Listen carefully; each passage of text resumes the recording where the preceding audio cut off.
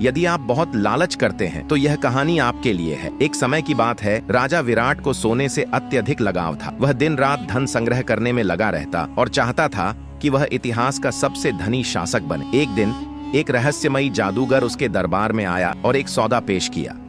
वह अनंत सोना प्राप्त कर सकता था, लेकिन उसे इसे कभी भी किसी के साथ साझा नहीं करना था। लालची विराट ने तुरंत यह प्रस्ताव स्वीकार कर लिया। दिन बीतते गए और उसका महल सोने से भर गया, लेकिन राज्य में स्थिति बिगड़ने लगी। किसानों के पास खाने के लिए कुछ नहीं था, व्यापारी कंगाल हो गए और मजदूरों को मजदूरी नहीं मिली। फिर अकाल पड़ा, लोग मदद की भीख मांगने लगे, लेकिन राजकुमार ने अपने खजाने की रक्षा करते हुए सबको मना कर दिया। जल्द ही उसके अपने महल में भी भोजन की कमी हो गई और उसके सेवक भी उसे छोड़कर चले गए। भूख और कमजोरी से तड़पता हुआ उसने जादूगर से प्रार्थना की कि वह यह शाप हटा दे। जादूगर हंसते हुए बोला, दया के बिना धन एक वरदान नहीं बल्कि एक शाप है। अब लाचार विराट ने महसूस किया कि उसकी लालच ने उसके पूरे राज्य को नष्ट कर दिया। जब उसने अपना धन साझा करने का निर्णय लिया, तब तक बहुत देर हो चुकी थी। उसके लोग राज्य छोड़ चुके थे और उसका साम्राज्य बर्बाद हो चुका था। उस दिन से लोभी राजकुमार की कथा एक चेतावनी के रूप में सुनाई जाने लगी। सच्ची संपत्ति संग्रह में नहीं बल्कि बांटने में है। कहानी से यह सीख मिलती है, लालच कभी समाप्त नहीं होता बल्कि यह सब कुछ नष्ट कर देता है। सच्ची समृद्धि दूसरों की भलाई में है, न कि केवल स्वयं के सुख में।